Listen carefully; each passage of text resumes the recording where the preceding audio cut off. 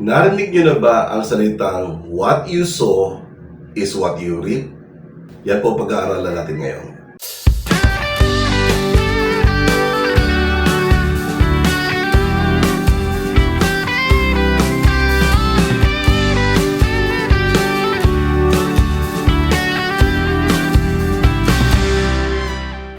Mapagpalang buhay po sa ating lahat mga ka-worship.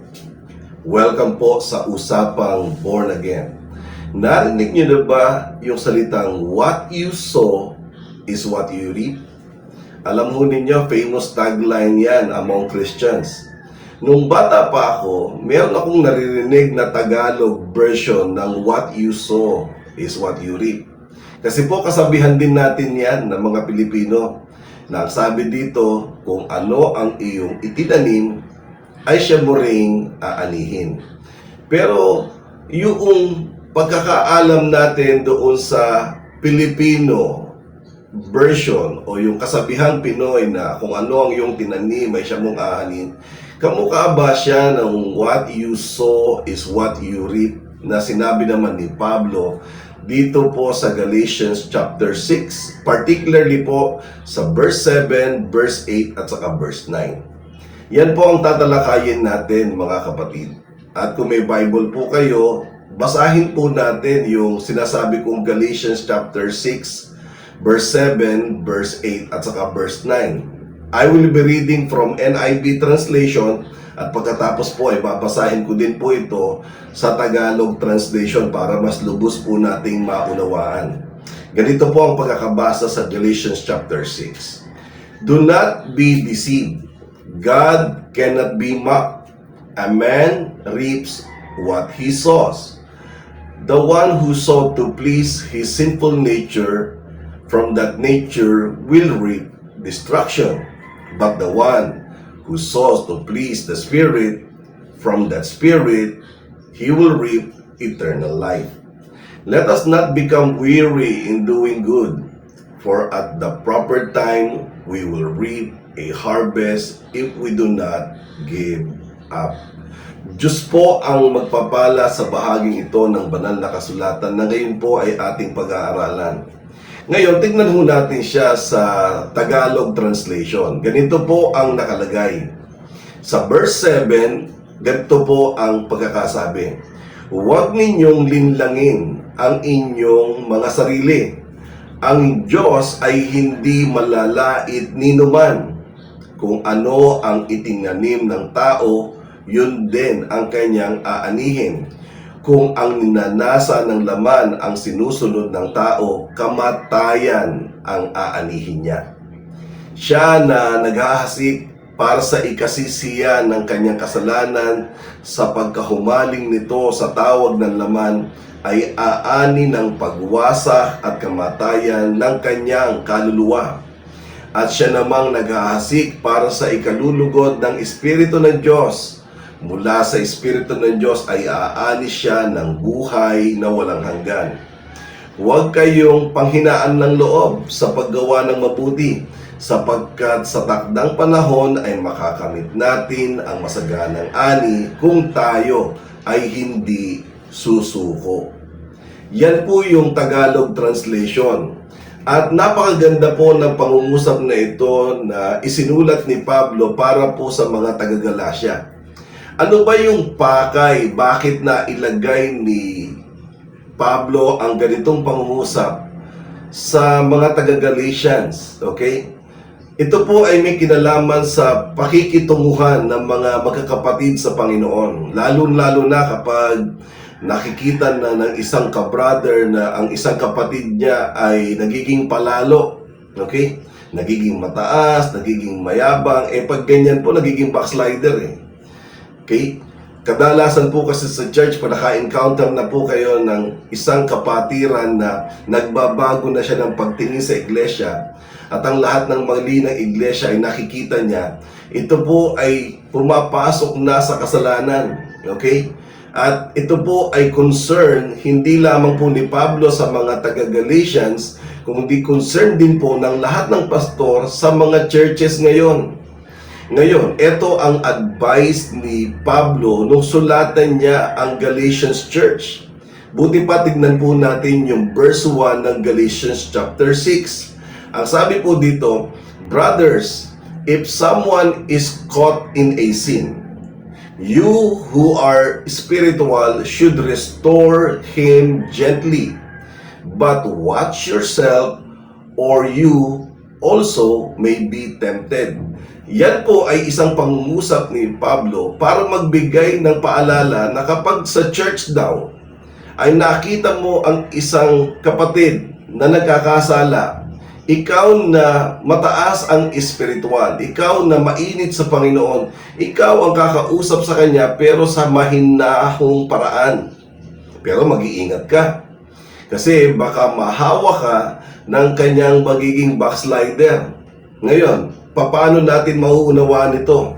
Halimbawa, nakita mo siya na nanonood sa kanyang laptop ng pornography. Okay? At pagkatapos, ikaw ay spiritual, ikaw ay mainit sa Panginoon, nung kausapin mo siya, brother, nakita kita nanonood ng porn sa iyong laptop. Okay? Sabi ng Bible, ang bilin ni Pablo, mag-ingat ka. Kasi baka ganito ang gawin. Oo, eto yan tinan mo, panoorin mo. Ang ganda, di ba? At pag napanood mo yan, yung pinanonood niya, baka ikaw ay matukso rin na imbis na maibalik mo siya sa dating init sa Panginoon, ikaw ang mahawa at ikaw ang mag-backslide kagaya niya. Yan ang verse 1. Ang verse 2 naman ganito, carry each other's burden, and in this way, you will fulfill the law of Christ. If anyone thinks he is something when he is nothing, he deceives himself. Each one should test his own actions, then he can take pride in himself without comparing himself to somebody else. Hanggang dyan lang po muna tayo mga ka-worship. Ang sabi dito sa verse 2, all of us, we must carry each other's burden. Magbuhatan tayo ng mga bigatan ng bawat isa para gumaan. Ibig sabihin, ang mga suliranin, ang mga problemang dinadala, ay makidamay tayo bilang magkakapatid sa Panginoon. Nang sa ganon, natutupad natin ang salita ng Diyos, natutupad natin ang bilin ni Kristo sa atin. Ang sabi sa verse 3, if anyone thinks he is something when he is nothing, he deceives himself. Ito po yung mga kapatiran sa church na ang tingin nila sa sarili nila, hindi mabubuhay ang church kapag wala sila. May ganyan. Kumbaga, entitled sila. Sila ay mayayabang na parabang, hindi tatakbo ang worship team pag wala ako. Or hindi tatakbo ang church kapag wala ako. Ako ang kailangan nila dito. Yung ganyang sitwasyon po, isang kapalaluan yan na dapat natin maunawaan. Ang sabi ng verse 3, if anyone thinks he is something when he is actually nothing, he deceives himself. Dinadaya niya sarili niya. Sapagkat sa gawain ng Panginoon, walang bida. Okay? Walang Jollibee na bida ang saya. Ang ibig ko pong sabihin dito, hindi pwedeng magmagaling ang bawat isa sa loob ng iglesia. Pantay-pantay lang po yan. Nagkaroon ka lang ng tinataglay na title, pero ang title nito ay para lang mapatunayan at makilala ka kung ano ka doon sa church at ano ang responsibility na ginagampanan mo sa church na kinabibilangan mo. Hindi yan nagpapataas ng ranggo. Akala nila pag pastor mataas ang ranggo, ay hindi po. Mentras pastor, nako, mas mahirap ang kanyang ginagawa dahil ang tinitingnan po dito ay yung responsibility ng isang overseer. Okay? Ang verse 4 po, ang sabi dito, each one should test his own action. Then he can take pride in himself without comparing himself to somebody else. Ito tandaan niyo mga kapatid. Kung meron man kayo nagagawang maganda sa inyong church, tanging ang pagkukumparahan nyo lang dyan ay ang inyong sarili sa mga nagawa ninyo nung nakaraan. Kumbaga, ang tanging kakumpetensya mo ay walang iba kung hindi ikaw din. Dapat, yung ikaw dati at yung ikaw ngayon, dapat yung ikaw ngayon ay mas higit kesa doon sa ikaw dati. In other words, yung mga ginawa mo dati sa church, or yung ginawa mo dati, okay, generally, at yung ginagawa mo ngayon ay mas higit kesa sa ginagawa mo dati. Wala kang ibang kinukumparahan kung hindi ikaw din. Ituloy natin ang pagkakabasa. Galatians chapter 5. For each one should carry his own load, and anyone who receives instructions in the word must share all good things with his instructor. Okay? Ang sabi sa verse 5, bawat isa sa atin, kinakailangan bitbitin ang kanyang pamatok, ang kanyang dalahin, sapagkat ito ay responsibility ng bawat isa. Na bagamat tayo ay nagtutulungan, pero hindi porke tutulungan ka ng kapatiran, yung mismong bubuhatin mo, ayaw mong buhatin, di naman pwede yun, di ba? Dapat binubuhat mo, at kung nahihirapan ka, nandiyan dyan naman ang kapatiran para tulungan ka. Okay? Dahil sabi dito, dapat each one should carry his own load. Yung 6 po medyo lumihis ng konti. Ang sabi po dito, anyone who receives instructions in the word must share all good things with his instructor. Ang tinutukoy po kasi dito kung sino yung nagtuturo eh. Kumbaga, kung ikaw ay natututo sa nagtuturo sa'yo, yung nagtuturo sa'yo, pagpalain mo naman. Dahil kung halimbawang ikaw ay nagagamit din ng Panginoon at sa paggamit sa iyo ng Panginoon ay bunga ito ng isang matyagang pagtuturo ng isang teacher sa church o ng isang pastor na nagsumikap at nagtiyagang turuan ka, pag dumating ang panahon, huwag mong kakalimutan si pastor na nagturo sa iyo. Sapagkat tandaan mo, hindi mo mararating ang kinalalagyan mong tagumpay kung hindi ka tinuruan, pinagmalasakitan, pinagtiyagaan ni pastor na gumawa ng lahat ng pagsisikap para ikaw ay ma-develop. Okay? Ngayon, papasok na tayo ngayon sa 7, sa 8, at saka sa 9. Ang sabi diyan, do not be deceived. Huwag kayong papadaya. God cannot be mocked. A man reaps what he sow. So lumalabas, huwag kayong padadaya. Ang Diyos hindi nyo kayang linlangin, laitin, okay? Sapagkat ang tao, aanihin niya ang kanyang itinanim. Lumalabas, mga kapatid. Generally speaking, a man reaps what he sow, or what you sow is what you reap. Ito po ay bunga ng Galatians chapter 6 verse 1 hanggang verse 6 po. Ibig sabihin, ito yung summary, okay? Sa church, okay? Itong context na ito na pinag-uusapan na kung ano ang iyong itinanim, iyon ang iyong aanihin. Pag gumawa ka ng mabuti, edi aani ka rin ng pagpapala, aani ka ng mabuti. Pero pag gumawa ka ng masama, ay naku, ang sabi dito, ikaw ay papasok sa destruction. Tingnan niyo po yung sinasabi sa Galatians chapter 6 verse 8. The one who saw to please his sinful nature, from that nature will reap destruction. O, diba? Yung naghahasik para mabigyang lugdan ang kanyang laman sa makasalanang paraan, doon sa kanyang makasalanang kapamaraanan, siya ay mapapahamak. Pero sabi dito, but the one who saw to please the Spirit, from the Spirit will reap eternal life. Ibig sabihin, kapag ikaw naman ay gumagawa ng mga bagay na kung saan nalulugod ang Espiritu ng Diyos, ang Espiritu ng Diyos mismo ang magbibigay sa iyo ng masaganang ani ng buhay na walang hanggan. Kaya nga dito, ang pinaka sinabi niyang challenge dito sa verse 9, Let us not become weary in doing good, for at the proper time, we will reap a harvest if we do not give up. Okay? So, yun ang challenge. Huwag daw tayong magsasawa sa paggawa ng mabuti, sapagkat sa takdang panahon, haanihin natin ang lahat ng magagandang bagay na ating itinanim. Sa verse 10, ang pinakahuli, ang sabi diyan, therefore, as we have this opportunity, let us do good to all people. Lahat na yan, okay? Hindi lang pang church. Pero sabi niya rito, especially to those who belong to the family of the believers.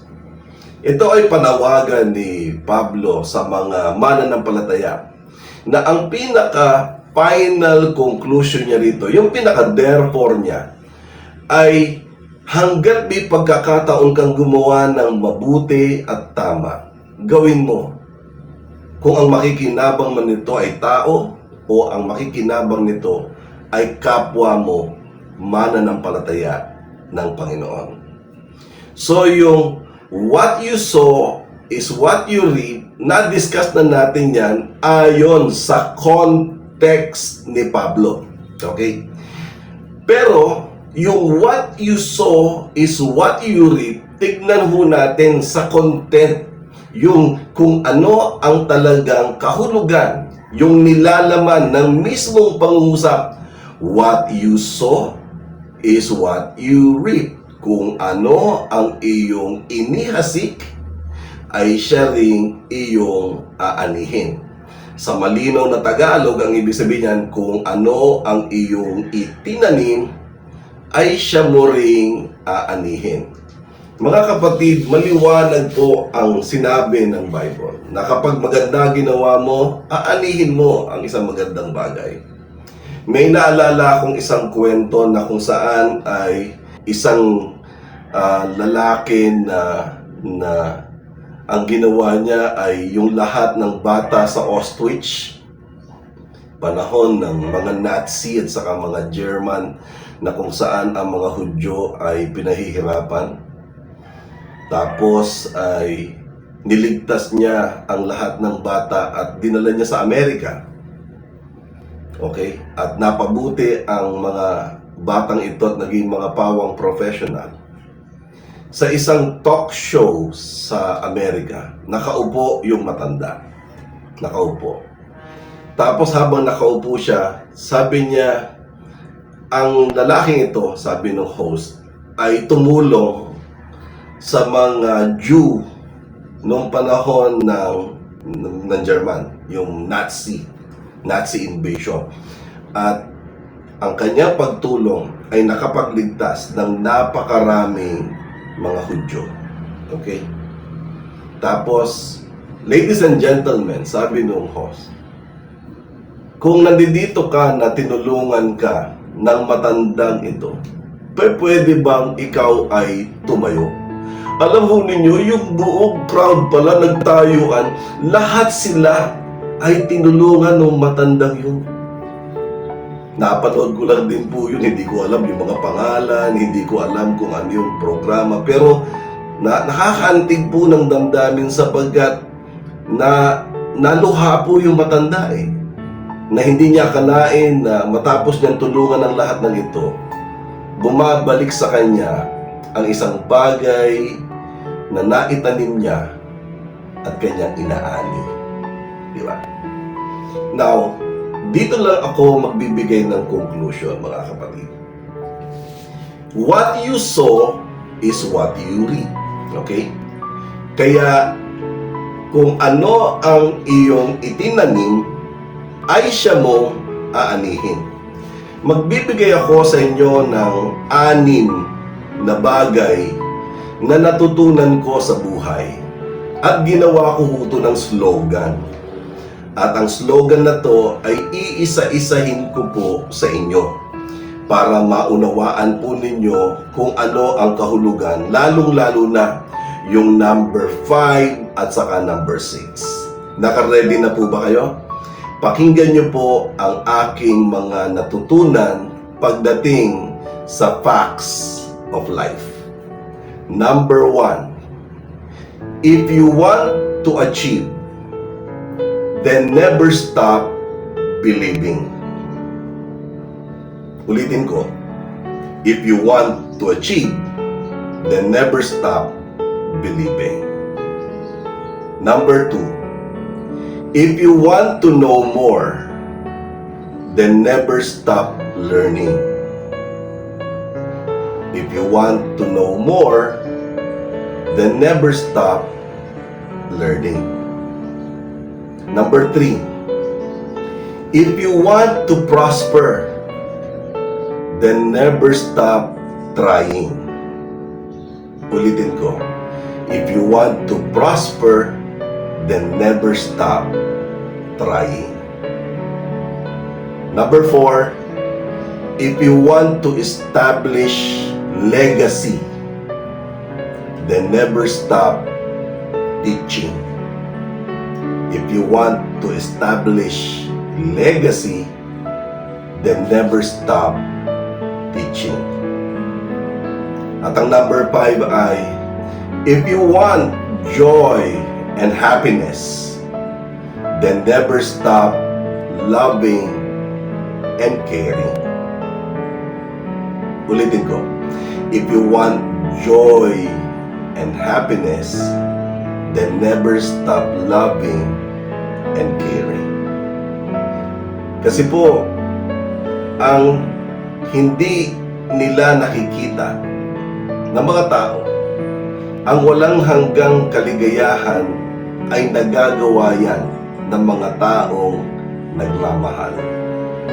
Tandaan nyo to, the happiest people on earth are those who are always in love.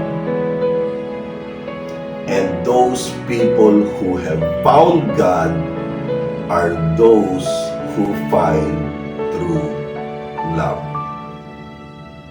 Diba? At syempre, last but not the least, number 6, ito po medyo negative. But if you want sadness and loneliness, then never stop being greedy and selfish. Ulitin ko. But if you want sadness and loneliness, then never stop being greedy and selfish. Kailanman ay hindi magiging masaya ang isang taong sakim at saka makasarili. Tandaan nyo, ang isang sakim, kahit marami na siyang nakuha, ang gusto niya ay makakakuha pa rin. Wala siyang kaligayahan. At tandaan nyo rin ito, ang makasarili naman, kailanman ay hindi yan magbibigay, hindi yan tumutulong, hindi yan magpaparaya. Kasi wala siyang malasakit sa ibang tao. Ang kanyang iniintindi ay walang iba kung hindi ang kanyang sarili. So yun lamang po mga ka-worship. I hope na unawaan po ninyo ang isang maikling panayam na ito na punong-puno ng laman, punong-puno ng kahulugan. At iiwan ko po ang video na ito na sana panoorin nyo ulit para ma-internalize po ninyo ang kabuuan ng mensahe para sa araw na ito. Ako po ay pansamantala magpapaalam ulit sa pangalan po ng Usapang Born Again at sa pangalan po ng church namin na Jesus Heart of Worship Church. Ako po si Brother Dong Galang. Nag-iiwan sa inyo ng isang mapagpalang buhay. God bless you and bye-bye. Please like, subscribe, and hit the notification bell para updated po kayo sa mga latest videos na ilalabas ko linggo-linggo. Maraming salamat po.